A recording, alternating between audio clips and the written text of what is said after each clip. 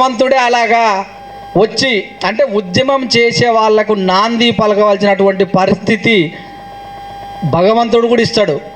జరిగినటువంటి అన్యాయాన్ని ఎదిరించిన ప్రతి వ్యక్తి కూడా భగవంతుడు అని చెప్తాను నేను. ఈ రకంగా ఇది అందరూ అబ్జర్వ్ చేయాల్సిన అవసరం. సామాన్యుల కోసం భగవంతుడే ఉద్భవిస్తే తెలంగాణ రాష్ట్రంలో 3.5 కోట్ల మంది అన్యాయం జరిగినప్పుడు వాళ్ళందరి కోసం ఉద్భవించడానికి ప్రాంతం నుంచి ఒక వ్యక్తి ఉద్భవించి నాడు 69లో కావచ్చు, నేడు 2001 నుంచి కావచ్చు, మీరందరూ కూడా మనందరూ కూడా పోరాడిన ప్రతి వ్యక్తి కూడా భగవంతునితో సమానం. ఎందుకంటే మన హక్కులు హరించినప్పుడు, మనకు రావాల్సినటువంటి పరిస్థితి రానప్పుడు, గొంతు పైకి పెచ్చనప్పుడు నాడు హిరణ్యాక్షుడు నమో నారాయణాయ నమః అంటే పాపం వాళ్ళందరూ తీసుకుపోయి జైలు వేసిండు. కానీ ఇప్పుడు తెలంగాణలో జై తెలంగాణ అంటే కూడా మాట్లాడలేనటువంటి పరిస్థితి.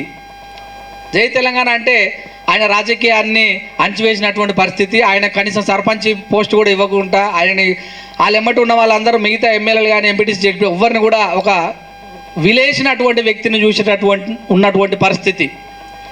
అంటే ఆలోచించండి, సెల్ఫిష్ అంతా కూడా. ఈ రోజులలో ఒక వ్యక్తి విలేస్తే ఎంత దౌర్భాగ్యంగా ఉంటుంది అంటే అతనితో మాట్లాడకపోవడం, అతను వస్తే చూడకపోవటము, వ్యంగ్యంగా మాట్లాడటము, అలా జరుగుతూ అంత అన్యాయం జరిగింది. అంత అన్యాయం జరిగినప్పుడు జై తెలంగాణ అంటే అనాలంటే తన మాన ప్రాణ ధన ఇవన్నీ కూడా వదిలిపెట్టి అనవలసినటువంటి పరిస్థితి ఏర్పడ్డది మిత్రులారా. ఆ రోజు జై తెలంగాణ అంటే చూసిర్రు, అంత విచిత్రంగా చూసిర్రు. ఏదో జై తెలంగాణ అంటారు. చాలా ప్రజలకు అసలు ఇంకా గట్టిగా నారాయణాయ నమః అనేటటువంటి మంత్రాన్ని మనకు ఒక మూర్తి అందించినట్టుగా ఆ మంత్రం మాట్లాడితే, ఆ మంత్రం చదివితే అన్నీ అరిష్టాలు పోతాయి అన్నట్టుగా తెలంగాణకు కూడా ఒకే ఒక మంత్రం జై తెలంగాణ. ఆ జై తెలంగాణ అనే మంత్రం ఒక్కటే. ఎవ్వరు కూడా ఉద్యమ మిత్రులందరూ కూడా తమ తమ ప్లేసులు ఇప్పుడే కేటాయించుకుంటే ఎట్లాగ జనాలు వచ్చిన తర్వాత నిలబడాల్సి వస్తే పరిస్థితి ఏర్పడుతుంది కనుక ఇప్పటి నుంచి నిలబడలేరు కనుక వచ్చి అక్కడ మీ పేరు రిజిస్టర్ చేసుకోండి. ఆ తర్వాత నా పేరుని చెప్తాను. నేను సురేష్ దండు నా పేరు. అయితే నేను ఒక రిపోర్టర్ అయిన తర్వాత చాలా అంశాలు అబ్జర్వ్ చేశా.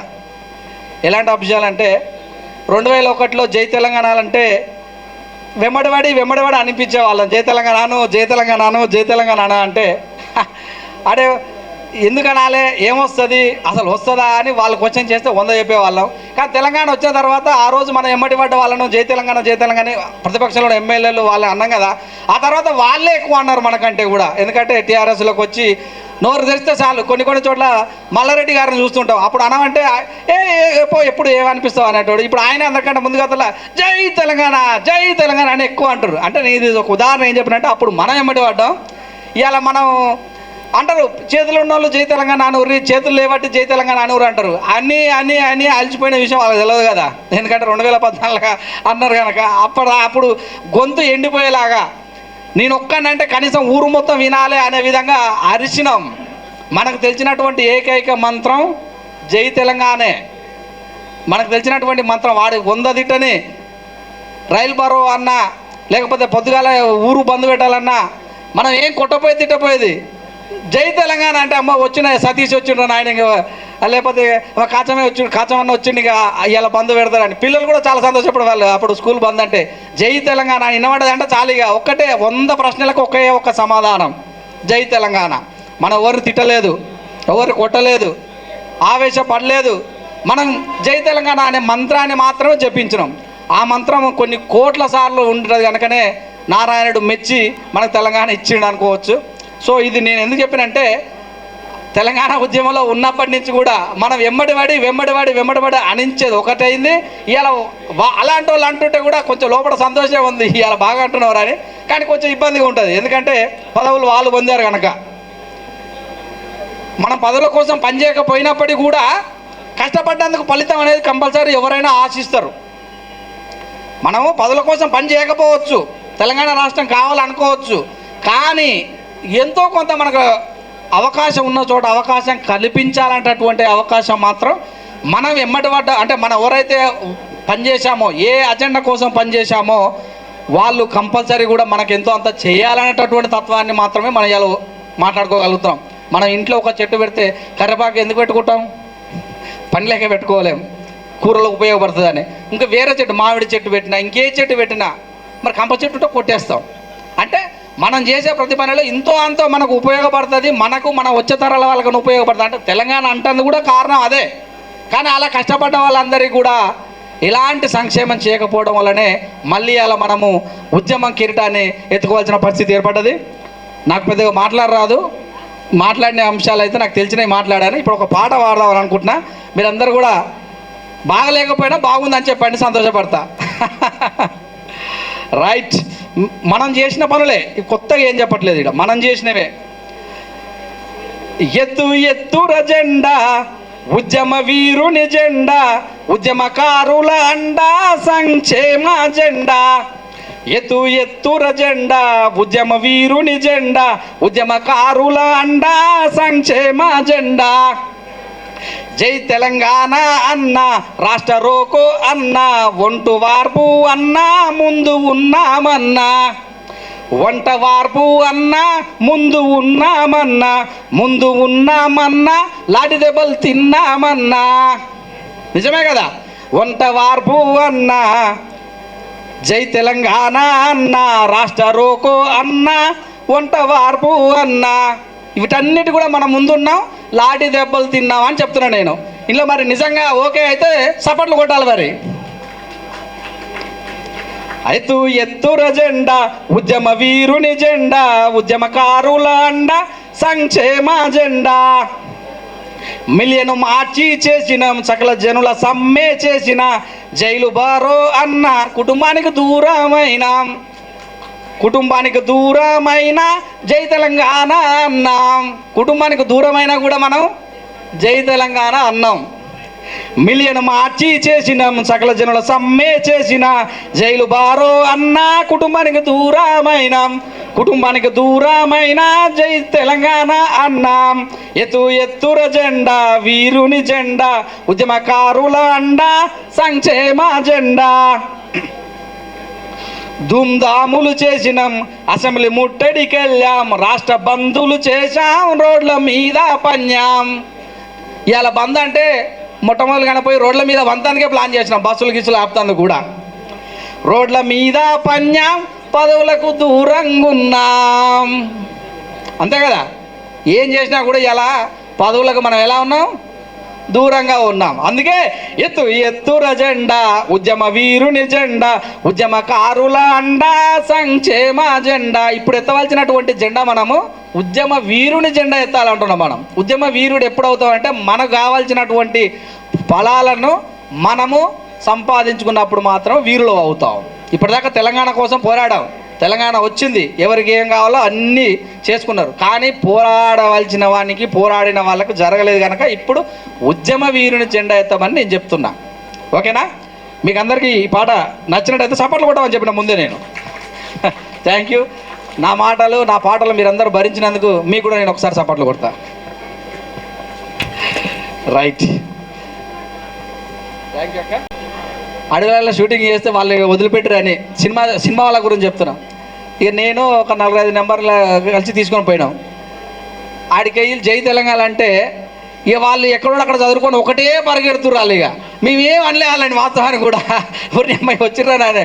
అందులో మంచు విష్ణు కూడా ఉన్నాడు, డైరెక్ట్ చెప్పగలుగుతున్నా. అది పెద్ద అప్పుడు గొడవ అయింది, వైరల్ కూడా అయింది అది. మేమేమనలే ఆడ, జస్ట్ 4-5 ఆడ షూటింగ్ జరుగుతుంది. మాకు వేరే వాళ్ళు చెప్పారు. చూడండి ఎంత విచిత్రమో, వాళ్ళు తెలంగాణ వాళ్ళే, షూటింగ్ జరుగుతుందని చెప్పిన వాళ్ళు కూడా ఎవరు పోరాడతారు, ఎవరు దెబ్బలు తింటారు, ఎవరు ముందుకు వెళ్తారంటే పలానా వాళ్ళు తింటారు అన్నట్టు అనమాట. ఇన్ఫర్మేషన్ ఇచ్చేవాళ్ళు మన కాడ జరుగుతుంది. వాడు కూడా పోవచ్చుగా, వాడిని తెలంగాణగా. అట్లా జరగలే.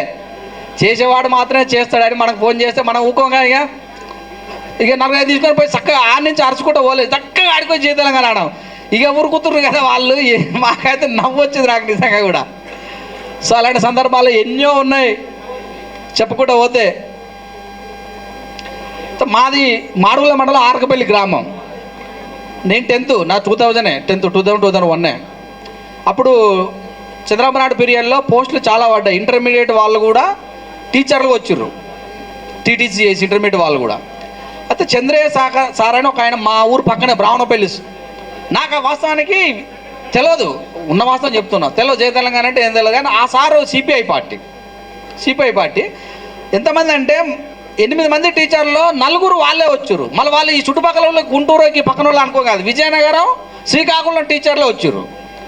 వాళ్ళ యాస నేను ఇప్పుడు మాడుగుల మండలం పక్కన కనుక వాళ్ళ యాస మాకు పెద్దగా తెలియదు. వాళ్ళ యాస పూర్తిగా మాకు అర్థం చేసుకుంటానికి చాలా టైం పడుతుంది. వాళ్ళు సోషల్ ఒక ఆయన చెప్పిండు, మ్యాథ్స్ బయాలజీ ఒక ఆయన చెప్తుంటే వాళ్ళ యాస అర్థం చేసుకుంటానికి చాలా టైం పట్టింది. అయితే మా చంద్ర సార్ వచ్చి ఆంధ్రలో మొత్తం వచ్చారు, మనకు స్కూల్ చెప్తుర్రు అని ఆయన చెప్తుంటే మాకు అప్పుడు అర్థం కాలే, ఈసారి ఎప్పుడు పంచాయతీ పెడతాడు, ఏం అర్థం కాదు, ఏం కాదు, ఆంధ్ర వాళ్ళు అంటారు, తెలంగాణ వాళ్ళు అంటాడు, మన ఆంధ్రప్రదేశ్ కదా అనుకున్నాం, మనకేం తెలుసు అంటే చాలామంది కూడా ఆంధ్రప్రదేశ్ అందరు చెప్పుకోవచ్చు అనుకున్నాం. అప్పుడు నాకు అర్థమైంది కొద్ది రోజుల తర్వాత, అరే మన పోరగాళ్ళు అందరూ మన వాళ్ళు చదువుకుంటే మా సొంత బాబాయిలు డిగ్రీ అయిపోయినా రాస్తే వాళ్ళకి రాలే, టీచర్ జాబులు రాలే, డిగ్రీ అయిపోయిన వాళ్ళకు కూడా. వాడు ఇంటర్మీడియట్ చదివినోడు వచ్చి మనకు 10th క్లాస్ చెప్తుండు, ఈ డిగ్రీ చదివినోడికి జాబులు రాలేదంటే చాలా అన్యాయం జరిగిందని అప్పుడప్పుడు కొంచెం అర్థమైంది. అంటే మనకు ఎవరైనా చెప్తే కానీ అర్థం కాని పరిస్థితి. ఆ తర్వాత నేను కూడా ఇక చాలా తిరిగా, ఇంకా నాకు కూడా ఏమనిపించింది, ఒక వైరస్ లాగా జోకింది, నిజం చెప్తున్నాడు నేను. ఇక జయ తెలంగాణ వీలున్న కాడికల్లా చెప్పుకొని మొదలుపెట్టిన, ఏడ ఉంటే ఆడ ఏబీపీలో వాస్తవాన్ని నేను ఏబీపీలో పనిచేసిన. ఏబీపీలో పనిచేయడం వల్ల చాలా దేవరకొండల నేను చేసింది బీటెక్. అందులో మొత్తం ఆంధ్ర స్టూడెంట్స్ ఎక్కువ ఉన్నారు, వాస్తవానికి కూడా ఆంధ్ర స్టూడెంట్స్ ఎక్కువ ఉన్నారు బీటెక్లో కూడా. చూడండి దేవరకొండ ఎక్కడ ఉంది, నెల్లూరు నుంచి వచ్చేటోళ్ళు, గుంటూరు నుంచి వచ్చేటోళ్ళు, వాళ్ళు మనం తోలుకరా అంటాం కదా, మనం వాళ్ళని తోలుకరా అంటాం. వాళ్ళు మమ్మల్ని ఏమనే వాళ్ళు తోలుకొచ్చేది ఎదురా మీరైనా గొర్రెలా మేకలరా అనేటోళ్ళు. వాళ్ళు తోలుకరా అంటే తీసుకొని రా అట్లా చాలా, అంటే వాళ్ళ మాటలు వేరు కానీ అర్థాలు వేరు అవుతున్నాయి ఆడ. అట్లా అంత ఇబ్బందిగా మాట్లాడేవాళ్ళు అప్పటి కూడా, అంత ఇన్సల్ట్. అలాంటి రోజులు ఉన్నాయి, అవి అనుభవిస్తే కానీ మనకు తెలియదు చాలామందికి. చెప్పండి 9 కదా, విన్నో నెంబర్ 9. నేను ఇవన్నీ ఎందుకు చెప్తున్నా, మీకు టైంపాస్ కావాలని చెప్తున్నా, వచ్చిన వాళ్ళు బోర్ ఉండకూడదని చెప్తున్నా. నాకు తెలియదు సినిమా వాళ్ళందరూ కూడా మన భాష మాట్లాడుతున్నారు అనుకునేవాడిని నేను. సినిమా వాళ్ళు ఉన్నారు కదా, మనం ఏ సినిమా చూసినా మన భాష మాట్లాడుతా అనుకుంటే, మీ భాష కాదురా అది మా భాష అనేటోళ్ళు వాళ్ళు. మరి వీడియోలో మా భాష అంటుండు, వీళ్ళందరూ తెలంగాణలో ఉండు, హైదరాబాద్లో ఉండు, హీరో అంటుంటాడు. మా భాష మాట్లాడకం కాదు, మా కులపోని భాష అనక మొదలుపెట్టారు వాళ్ళు. ఇంకా కామెడీ అనిపించింది నాకు. అంత కమ్మలే కదా వాళ్ళు.